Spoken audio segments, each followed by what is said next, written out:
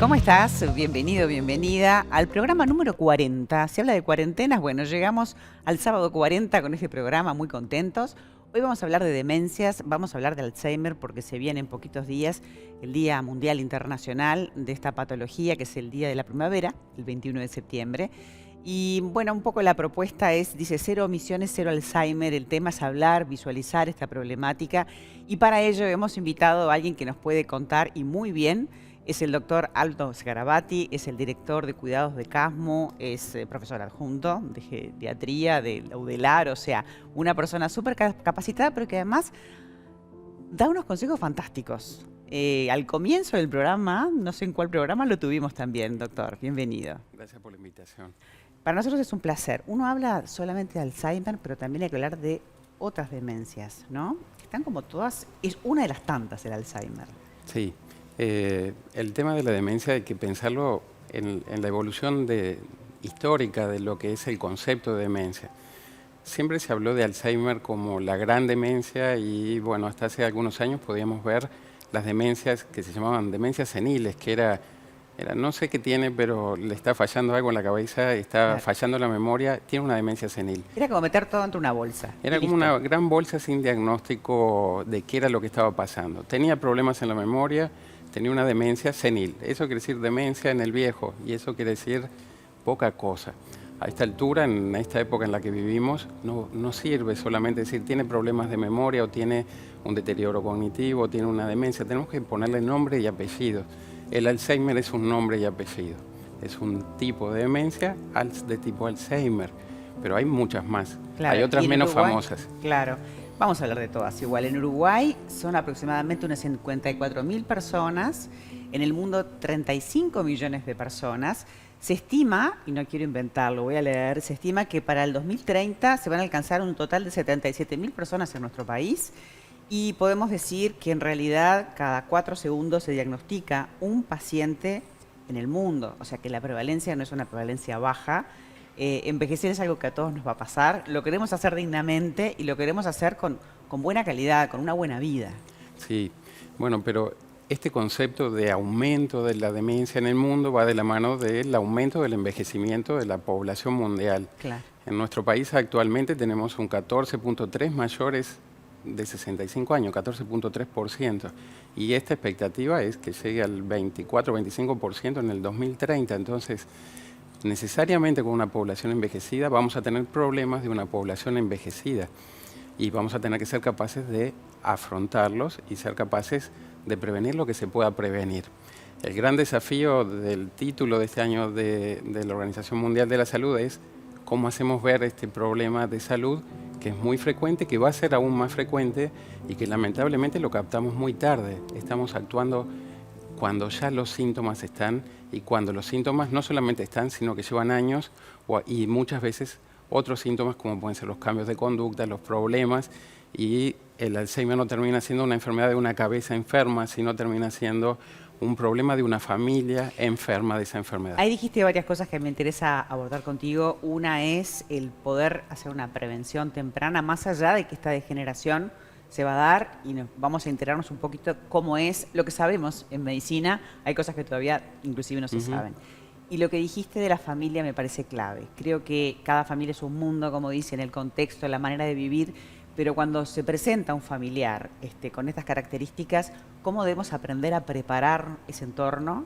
Porque si no, además digo, trastoca a toda la familia, ¿no?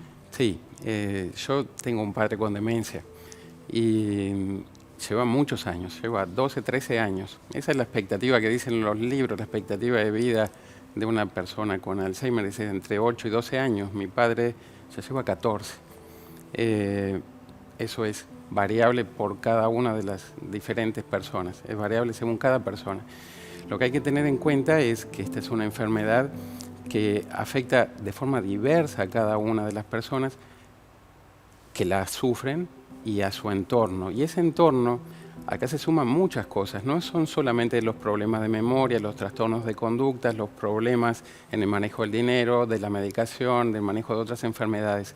Acá tenemos a una persona que está, si tenemos suerte, rodeada de otro grupo de personas que tienen vínculos, y esos vínculos muchas veces la demencia lo que hace es invertirlos. Claro. Los hijos pasan a ser padres, la esposa pasa a ser madre, el esposo pasa a ser un hijo, entonces se cambian los roles. Y ahí el Alzheimer no solamente es un trastorno de memoria, genera alteraciones en los roles de cada integrante de esa familia, que no es tan fácil, es un puzzle difícil de armar, Claro. porque necesariamente cada uno tiene que reacomodarse en base a esa persona que tiene esa enfermedad. Muchas veces, ¿qué pasa? El cuidador de esa persona enferma pasa a ser el padre o la madre de esa persona enferma, pero es la esposa o es un hijo o una hija, que es lo habitual. Claro. Entonces vienen los conflictos. ¿Cómo un padre acepta que el que mande son los hijos y pongan orden? ¿Cómo la hija asume el rol de ser el cuidador o la esposa de ser el cuidador de alguien que antes Además era igual? se vive como con una carga, ¿no? Se En vive vez de con- poder entender al otro y poder adaptarse. Es difícil el proceso de entenderlo. Hay maneras, vamos a hablar más adelante inclusive con una especialista en este Ujú. tema, como Rosala Valmeli, que es psicóloga y además especialista. Vamos a hablar también con gente vinculada a Audas, que bueno, que son las familias. Pero me parece importante decirle a la gente que a todos nos puede pasar y que más allá de lo genético, que tiene una carga, y el estilo de vida que también pesa, que tenemos que hablar de eso, ese cambio es importante. Es importante prepararse, como quien se prepara para jubilarse, por ejemplo. Sí, hay que entenderlo. Creo que el gran desafío es ser capaces de captar precozmente este problema de salud. Normalmente ahí viene un gran preconcepto que es el envejecimiento asociado a trastorno de memoria, trastornos del ánimo, trastorno de la conducta como un proceso normal. Los trastornos de memoria no son normales del envejecimiento. El deterioro en la memoria y las demencias no son normales del envejecimiento. Si no entendemos ese gran concepto que es eso no es algo normal de envejecer, no vamos a hacer nada para prevenirlos o actuar rápidamente. Lo peor es que ni siquiera el sistema de salud tiene este concepto asumido. No estamos hablando de la gente común o las familias, estamos hablando de los propios médicos que muchas veces decimos, bueno, está viejo, entonces, y bueno, va a tener problemas de memoria, va a tener incontinencia, va a tener caídas, y lo tomamos como algo normal. Creo que el gran desafío de todo el país y del mundo es decir, bueno, esto no es algo normal, ¿qué vamos a hacer para captarlo precozmente? ¿Qué es lo que nos pasa? ¿No podemos guardar esa información reciente y por eso no la perdemos? Sí, voy a tratar de ser lo más claro posible. El cerebro es una gran computadora. Para que funcione esa computadora tiene que tener diferentes estructuras. Una que capta esa información del entorno. Nosotros captamos millones de cosas de nuestro entorno que por suerte olvidamos. Las cosas importantes, las cosas que consideramos para nuestra vida importantes, quedan en un spam de memoria, quedan ahí viendo dónde se acomoda hasta que viene algún proceso neuronal que lo empaqueta y lo guarda. Ese es el proceso de guardar en la memoria. También después existe un proceso de evocación, que es sacar de esa memoria empaquetada, traerla al hoy y a este momento y aplicarla para lo que queramos. Y después se mantiene guardada. ¿Qué pasa con los pacientes? ¿Qué pasa con los pacientes con demencia? Pierden esa capacidad de guardar esa información, y esa información que nos llega, no la empaquetamos y la guardamos, desaparece. Se pierde en la memoria spam, lo que está ahí desaparece. Como el correo basura, digamos, ¿no? Queda como, se va. No es basura porque No, nunca se guardó. Nunca se llegó a guardar. Quedó como en un lugar donde no entró. En un lugar, en el limbo, quedó en un Claro. limbo que desaparece. Por eso las personas, por ejemplo, con Alzheimer, tienen la capacidad de evocar cosas muy anteriores, en el momento en que fueron capaces de guardarlas. Claro. Y los pueden traer al presente. Un ejemplo claro en mis pacientes es preguntarle la edad. Bueno, capaz que no saben ni la fecha ni la edad, pero sí les puedo preguntar el número de cédula que aprendieron hace 50, 60 años o 70 años. O algo de la infancia. O los recuerdos de la niñez. Entonces, eso es parte del proceso. Esto es muy simplificado, pero hay No, pero obviamente es bien que hay interesante mucho. de comprender qué es lo que sucede, ¿no? Porque nos parece como que no se acuerdan, no lo registraron, o sea, de lo que se acuerdan es lo que te hablan. Pero para hablar justamente desde el punto de vista de la familia, queremos recibir ahora vía Zoom, y muchas gracias por tu tiempo, a la doctora Paola Maeso, que ella es abogada, ella es presidenta de Audas. Gracias por acompañarnos hoy. Bueno, no, muchas gracias a ustedes.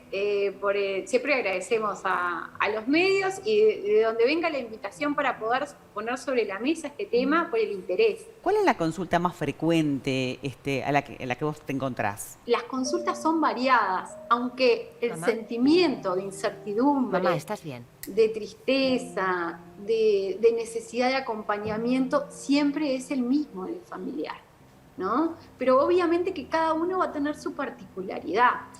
Audax tiene 30 años de trabajo ininterrumpido. El 10 de mayo pasado cumplimos 30 años, desde el año 1991. Y uno se pregunta, ¿por qué existe una asociación para familiares y para personas con diagnóstico en un contexto en el cual nunca hubo una interrupción de la necesidad de que exista esa asociación? Y porque hay un vacío. Y la familia se ve enfrentada, y la persona con diagnóstico, que ahora se está dando mucho más que se le brinde el diagnóstico, se ve enfrentada a esa situación que tienen que empezar como a reacomodar las piezas en toda la estructura familiar de su día a día, desde trabajo, cuidadores, independencia, autonomía, un montón de cosas, y llegan a la asociación a las orientadoras y a los talleres grupales preguntando, tengo esta situación, no sé qué hacer. O tengo esta situación, y ahí después de eso, del no sé qué hacer, en mi caso, somos tantos hermanos, a veces son hijos únicos, a veces es el cónyuge, a veces se dan diferentes situaciones, y la pregunta corriente es, ¿cómo hago? ¿Qué hago frente a esta circunstancia o esta otra? ¿Cómo involucro a los demás familiares? Porque a veces la sobrecarga de un cuidador es bien notoria, ¿no? Y a veces no es porque los demás familiares no se preocupen. Lo que nos falta son herramientas para poder saber de qué estamos hablando, cuando hablamos de Alzheimer, qué nos tenemos que enfrentar y qué es dentro de las posibilidades de cada uno y la impronta de cada uno podemos brindar para generar un contexto de calidad de vida, que era lo que hoy te mencionaba. Entonces, las consultas son muy variadas, pero parten de esa necesidad de ser escuchados, de querer compartir lo que les pasa, de que a veces se sienten solos dentro de esta situación, de si se da el diagnóstico o no se le da, porque tienen miedo de que sufran una depresión, de con qué apoyo cuento, quiero hablar con alguien del tema, pero no lo hablo con mi núcleo. Entonces el familiar queda muy aislado, con una mochila muy importante, ¿no? Muy fuerte. La verdad, Paola, que súper lo contextualizaste, lo pusiste en la mesa tal cual, y bueno, porque es la de todos los días, es la situación que viviste, la que están viviendo, y nos parece súper oportuno tu participación. Muy amable, buenas tardes y gracias a ustedes. Un placer, realmente un placer hablar con la doctora porque lo tiene clarísimo. Yo te veía hacer así todo el tiempo. Sí, es verdad. El tema es que muchas veces cuesta entender qué es lo que está pasando, fundamentalmente al comienzo. Parece que toman el pelo, los pacientes con demencia parece que lo hacen por gusto. Es algo que a la familia le llama la atención porque parece que actúa o hace algunas actividades y eso irrita. Irrita porque no se entiende. No, y puede terminar inclusive con algún tipo de maltrato psicológico, verbal y hasta del otro, ¿no? Sí. Vamos a hacer una pausa, si estás de acuerdo. Vamos a seguir conversando con el doctor Sgarabati. Vamos a sumar a esta mesa a una psicóloga y vamos a seguir analizando esta patología y qué podemos hacer para vivir mejor. Quédate.